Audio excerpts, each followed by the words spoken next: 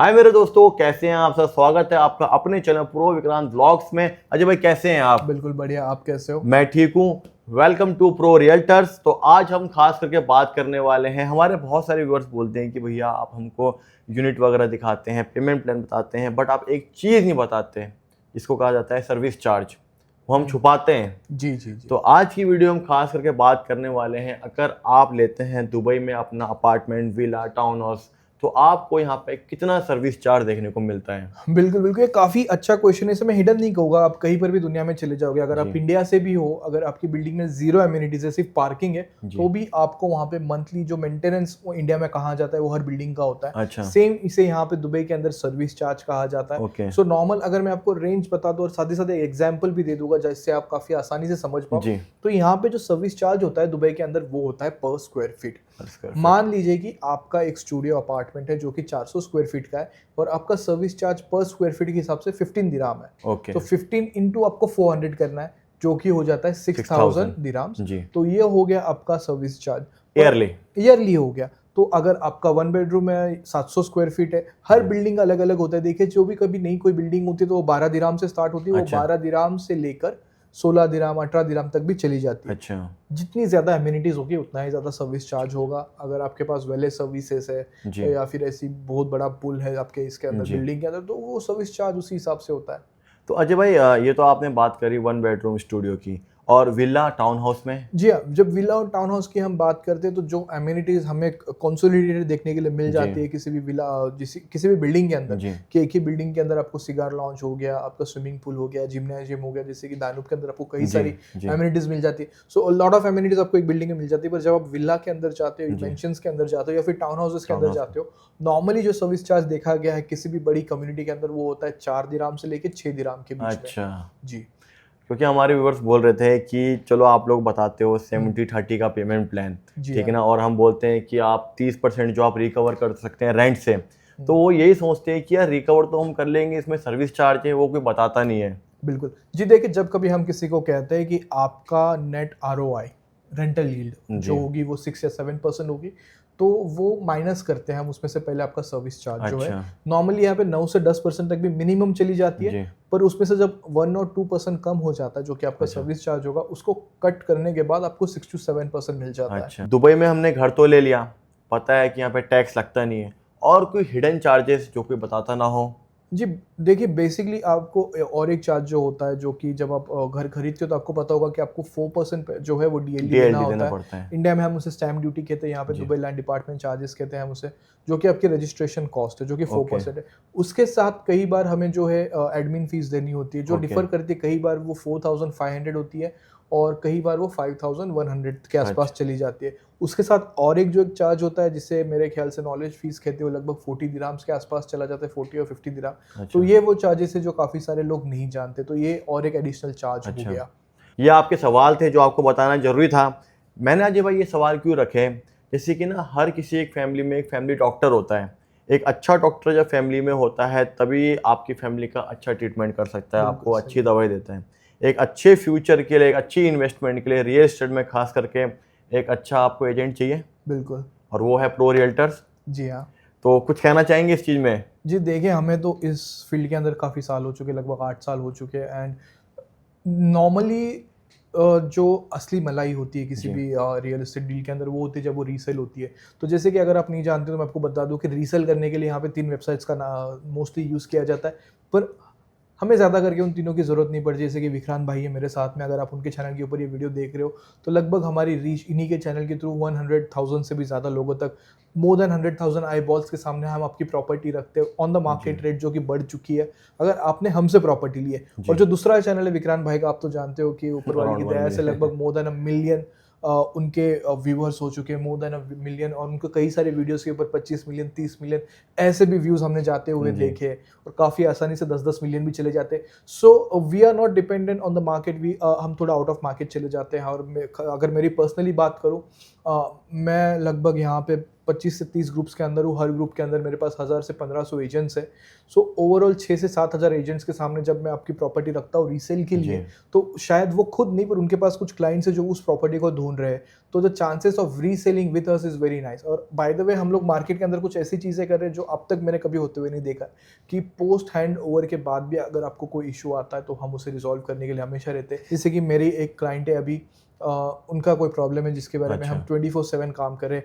यहीं पर हमारा एक इशू हुआ था कि क्लाइंट ने डिपॉजिट कर दिए पैसे और उनके घर में कुछ ऐसी मुसीबत आ गई तो उन्हें कैंसिल करना पड़ा और उनको रिफंड चाहिए।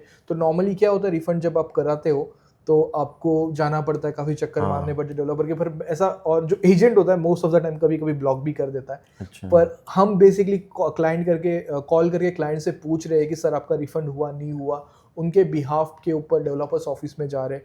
तो ये जो इश्यूज होते हैं आफ्टर सेल सर्विस होता है, वो मैंने नहीं देखा था किसी को मिलते हुए।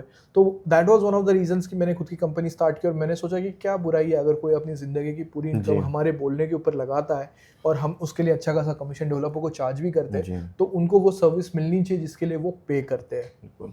तो ये एक यहाँ पे चेंज हो जाता है। अजय भाई, दुबई में फ्लिप बोलते हैं कि चलो आप अपनी प्रॉपर्टी ले लो, 20% डाउन पेमेंट कर दो, 4% DLD, 40% में हम लोग फ्लिप करा देंगे। जी हाँ, कई एजेंट्स ऐसे बोलते हैं। तो इतना इजी है मतलब फ्लिप करना? जी देखिए, डिपेंड करता है कि आपकी प्रॉपर्टी कौन सी है। ओके।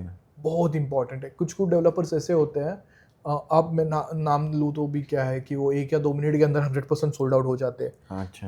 हमने देखे 8 बिलियन दिरहाम्स के सेल हो जाते हैं, 10 घंटों के अंदर 8 बिलियन दिरहाम्स की इन्वेंट्री खत्म हो चुकी है, क्योंकि उस प्रॉपर्टी के लिए डिमांड ज़्यादा थी। अगर वहाँ पे आपकी प्रॉपर्टी है तो आप वहाँ पे एक्सपेक्ट कर सकते हो कि आप 40% पे रीसेल कर सकते हो। पर आप ये बात समझिए कि अगर उन्होंने उस दिन 2000 यूनिट्स बेचे हैं, मान लीजिए कि उसमें से अगर 20% भी मार्केट के अंदर आ जाते तो 400 यूनिट्स के साथ आपको कंपेयर करना है, कंप्लीट करना है, तो आपके पास एक अच्छा रियल एस्टेट एजेंट होना चाहिए, मार्केटिंग टूल्स होने चाहिए कि देखिए एंड ऑफ द डे आपका रीसेल तभी होगा जब उसकी मार्केटिंग अच्छे से होगी, और marketing is very important factor. तो आपका एजेंट इस प्रॉपर्टी को ढंग से मार्केटिंग करे तो आपका कुछ बन पाएगा, आपको रीसेल हो पाएगा। आप फ्लिप के अंदर जो 40, 50 या 60% का जो वैल्यू ऐड कर सकते हो अपने वेल्थ के अंदर, वो हो पाएगा। अजय भाई, आप हमेशा यही क्यों बोलते हैं कि लग्जरी की तरफ जाइए, लग्जरी की तरफ जाइए? यानी कि कोई क्लाइंट के पास यानी कि कम बजट का है, उसको हम इतना एंटरटेन नहीं करते, हम उसको बोलते हैं कि लग्जरी की तरफ जाइए, ऐसा क्यों? जी देखिए, लग्जरी की जब हम बात करते हैं तो हम जानते हैं कि कुछ ऐसे ब्रांड्स हैं दुबई के अंदर जहाँ पे हम जानते हैं कि आपको 100% फ़ायदा ही मिलेगा एज लॉन्ग एज आप जो है उस बिल्डिंग के अंदर अच्छे लोकेशन के अंदर अच्छे वास्तु के साथ यूनिट खरीद लीजिए। अच्छा। तो वहाँ पे हमको कई सारे ऑप्शन देखने के लिए मिल जाते हैं। जब बात लग्जरी की होती है तब बात ब्रांड के भी आती है। तो जैसे कि आप जानते हो कि हमारे सारी जो बड़े बड़े ब्रांड्स हैं इन्होंने अपना नाम बनाया है, लोग उन्हें जानते हैं, उन्हें पसंद करते हैं और उन्होंने काफ़ी बार डिलीवर भी किया है। और सबसे बेस्ट पार्ट है कि इनका सिर्फ लग्जरी नहीं होती, सेमी लग्जरी से लेके मोस्ट लग्जरी का भी हमें ऑप्शन देखने के लिए मिल जाता है। और अजय भाई, आप क्या बोलते हो, अपने ओपिनियन से क्या बोलते हैं कि कितनी इन्वेस्टमेंट आपके पास होनी चाहिए तो आपको दुबई में प्रॉपर्टी परचेस करनी चाहिए? इन केस एग्जांपल, क्योंकि यहाँ पे तो अगर हम स्टूडियो भी देखते हैं तो 7 लाख 8 लाख से स्टार्ट हैं, बट आप क्या बोलते हैं कि इतने दिरहम की आपको इन्वेस्टमेंट करनी चाहिए तभी आपको अच्छा रिटर्न या अच्छा ROI देखने को मिलेगा? जी देखिए, वेरी गुड। अगर आपको चाहिए आप छोटे से 1 मिलियन दिरहाम से भी स्टार्ट कर सकते हो, पर दैट इज बेस्ट। बेस्ट तो नहीं कहूँगा मैं, पर एक मुझे बेस्ट चाहिए। बेस्ट तो देखिए, तो मेरा तो आपको हमेशा सजेशन रहेगा कि आप 5 मिलियन दिरहाम से, यानी कि इंडिया के लगभग आप पकड़ लीजिए 10 से 12 करोड़ रुपए हो गए। अच्छा। तो this is always a very good amount to start. कि मैं आपको बताता हूँ ये 11 करोड़ के आसपास चले जाते हैं, क्योंकि फिर आप लग्जरी प्रॉपर्टी में जा सकते हो, आप ऐसे सेगमेंट में जा सकते हो। मान लीजिए कि आप किसी टाउन हाउस या किसी विला में भी जा सकते हो जो आप 5.1 मिलियन का लोगे जब वो अंडर कंस्ट्रक्शन है। और जो टाउन हाउसेस और विलास होते हैं इनके अंदर आपका पैसा सिर्फ डबल एक्स नहीं होता, कई बार 3x भी हो जाता है। तो ये एक आपका प्लस पॉइंट हो जाता है। यानी कि अगर आपके पास एग्जांपल के तौर पे इंडिया के 10-12 करोड़ रुपए हैं, तब आप अच्छा यूनिट यहाँ पे सेलेक्ट कीजिए, ठीक है ना? ऐसा नहीं है कि अगर आपके पास 1 मिलियन दिरहम यानी कि इंडिया का 2-2.5 करोड़ रुपए भी है, आप लगा सकते हैं, बट अगर आप लग्जरी प्रीमियम की तरफ जाते हैं तो आपको एक अच्छा रिटर्न देखने को मिलता है। बिल्कुल बिल्कुल सही है। देखिए, रिस्क बड़ी है तो उसकी जो आप ये कह सकते हो कि जो प्रॉफिट है वो भी बड़ा है आपका। तभी तो मोटा भाई ने लिया है यहाँ पे, अंबानी जी ने उनकी तो बात ही अलग है। वो बेसिकली मो लग्जरी टूवर्ड्स, उनका जो पहला भी घर है इंडिया के अंदर मेरे ख्याल से it's one of the most expensive house in the world. तो वो तो सुपर लग्जरी हो गया, but it's a very beautiful house. अरे हमारे बहुत सारे व्यूअर्स हैं, देखते हैं जी जो कि मतलब लेंगे काफ़ी अच्छे अच्छे प्रोजेक्ट्स यहाँ पे आने वाले हैं दुबई के जी अंदर हाँ। ना।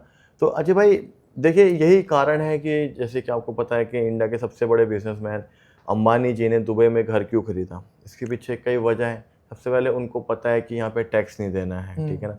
प्रॉपर्टी की प्राइस जो है बढ़ने वाली है, इसीलिए उन्होंने क्या अपनी सेफ इन्वेस्टमेंट दुबई के अंदर कर ली है। और भी उनकी कुछ इन्वेस्टमेंट वगैरह है इधर की नहीं? एज पर माई नॉलेज तो नहीं है, नहीं पर है। उनका जो घर है वो काफ़ी ज़्यादा फेमस है, जो कि उन्होंने पाम जुमेरा के ऊपर लिया था। दुबई के अंदर सबसे महंगा घर जी है। हाँ, one of the most expensive, क्योंकि अभी और कई सारे प्लेयर्स आ रहे हैं जो उन्हें कंपटीशन दे सकते अच्छा। हैं, पर अभी तक तो I don't know any house which is more तो एक्सपेंसिव। गुजराती में बोलते हैं ना, मोटा भाई है ना। जी हाँ, तो बिल्कुल। मोटा भाई ने बड़ी स्मार्ट इन्वेस्टमेंट करी जी है हाँ। जी। और अजय भाई, और मैंने सुना है कि जो शाहरुख खान है, हम्म। शाहरुख खान इंडिया का जो घर है उसमें टैक्स देता है, यहाँ पे जीरो टैक्स, ऐसा है? जी हाँ, बिल्कुल। अच्छा। ऑफ कोर्स, जो उनका मेरे ख्याल से मन्नत नाम है जिस घर का, जी तो it's one of the most expensive houses जी इन द वर्ल्ड। काफ़ी फेमस भी है मेरे जी ख्याल से। वो एक लैंडमार्क बन चुका है मुंबई के अंदर। लोग जाते हैं उनके जी घर जी के जी बाहर फोटो खिंचाना जी पसंद करते हैं, एंड उसे भी एक अवार्ड की तरह ही ट्रीट करते हैं, जी अपने घर जी के बाहर जी लगाते हैं। But same can be Sen कह सकते हैं दुबई के बारे में। पर दुबई के अंदर आप उनके घर के बाहर जाके फोटो नहीं खींच सकते, क्योंकि यहाँ पे इतनी प्राइवेसी आपको देखने के लिए मिल जाती कुछ है। रीजंस है, टैक्स नहीं है, सेफ्टी है, तो इसी कारण से लोग दुबई में इन्वेस्ट करते हैं। जो कि आपका ऐसा नहीं है कि बिल्डर भाग जाएगा, क्योंकि जो आपका पैसा है वो एस्क्रो अकाउंट में आएगा, और एस्क्रो अकाउंट यानी कि जो गवर्नमेंट का है, गवर्नमेंट बिल्डर को यहाँ पे पैसा देती जी है। तो यानी बिल्कुल। कि सेफ्टी पूरी है, आपका पैसा नहीं डूबने वाला है। तो दोस्तों इस वीडियो को एंड करते हैं। उम्मीद करते हैं कि आपको वीडियो पसंद आई होगी, और कुछ आप चाहते हैं इन्वेस्टमेंट करने के लिए तो हमसे जुड़ सकते हैं। तो मिलते हैं अगली वीडियो में। Until then take care, good bye, जय हिंद, जय भारत।